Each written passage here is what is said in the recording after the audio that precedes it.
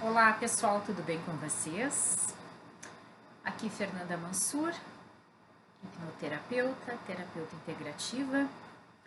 Vamos então dar sequência a essa série de 3 vídeos que eu estou fazendo sobre 3 coisas que não te falaram, não te contaram sobre ansiedade.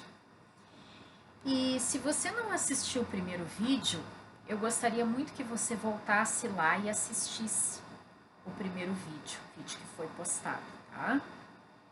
Por quê? Porque nesse segundo vídeo eu vou falar exclusivamente para aquelas pessoas que assistiram o primeiro vídeo e se identificaram como sendo pessoas ansiosas. Não, Fernanda, eu sou ansiosa. Eu não estou ansiosa devido a uma situação momentânea. Eu sou uma pessoa ansiosa.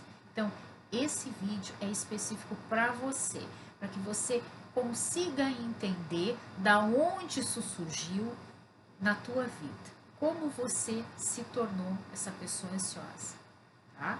Tem diferença entre ser e estar? Sim, tem diferença e eu explico lá no primeiro vídeo, então por favor não deixe de assistir.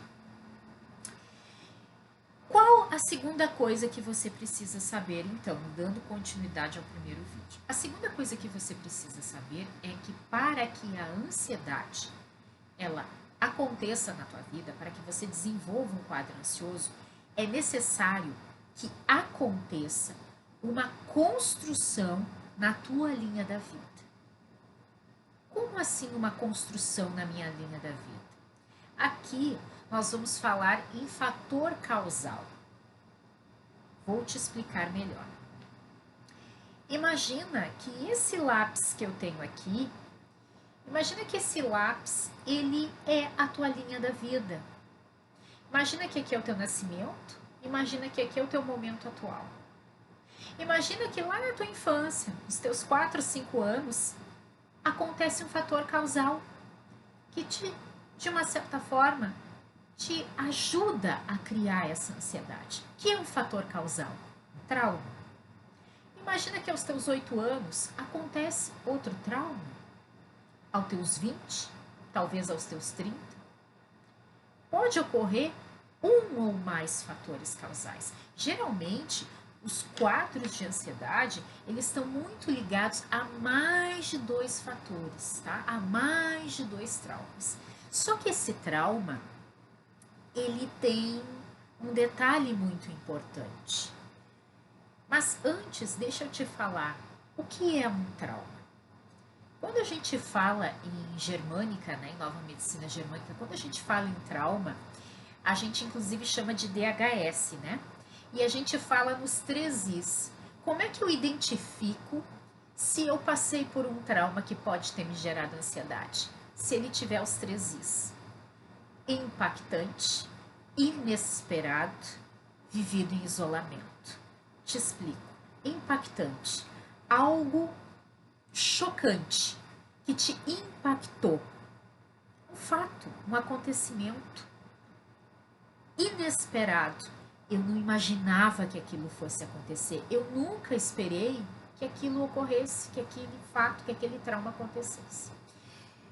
Vivido em isolamento. Por quê? Porque quando nós passamos por um trauma emocional, ele vai afetar não somente a nossa psique, mas também o nosso cérebro e o nosso corpo físico. Tá? E com isso, o que eu quero dizer para vocês? Eu quero dizer para vocês que a cada trauma que nós formos passando, a cada situação que nós formos passando, é um reforço que nós vamos tendo no nosso corpo, no nosso cérebro, na nossa psique. Ok, mas o isolamento, ele vem da onde? O isolamento vem quando eu passo por um determinado trauma e eu posso estar cercada de pessoas. Naquela fração de segundos, eu me sinto em isolamento. É como se eu congelasse. Isso pode ser fração de segundos, gente. Muitas vezes a gente nem percebe. Vou te dar um exemplo de trauma, tá? E vou te dar agora alguns exemplos de situações traumáticas que podem estar conectadas à ansiedade. Por quê? Porque em germânica, especificamente, a área afetada cerebral que vai causar a patologia, os quadros de ansiedade, é o córtex frontal. Ok, e o que isso significa? Isso significa que se eu desenvolvi algum tipo de ansiedade, eu tenha diagnóstico ou não, TAG, toque, síndrome de pânico, fobia, não importa, tá? Ou mesmo sou muito ansiosa mesmo, mas ninguém nunca me deu diagnóstico, sou uma pessoa ansiosa.